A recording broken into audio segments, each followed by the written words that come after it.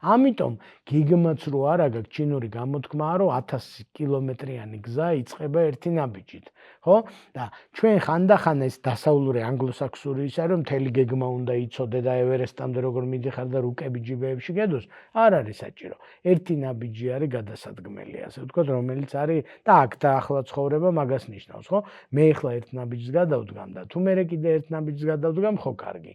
ხო და თუ არა და ის და ის ერთი ნახევარი საათი მელოდა ეს ხალხიო ძალიან მოთმინებითო და უთხარიო რომ ეხლა შემილია რომ ერთი ნაბიჯი გადავდგა, ყველა შეება, ისევ ყველა ადგა, ამან ერთი ნაბიჯიც გადადგა, 800 მეტრიც გაიარა და ევერესტზე წავიდა რა და აი მანდ არის ესე იგი ძაღლის თავი დამარხული რომ შენ ერთი ნაბიჯის გადამდგმელი ხარ თუ არა და მანდ ებმევა წინა საკითხს რომ შენ თუ სხვებს დააბრალე ის გიშლის ხელს რომ ერთი ნაბიჯის დედას თუ დაბრალდა და გენეტიკას და საქართველოს და მთავრობას, ხო?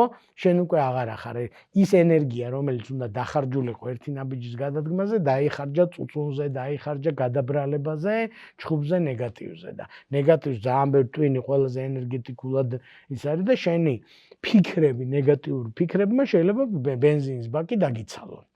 და არა და იმ ბაკით გადადგამდი ერთ ნაბიჯს ამასობაში, მაგრამ არ დგამ რა.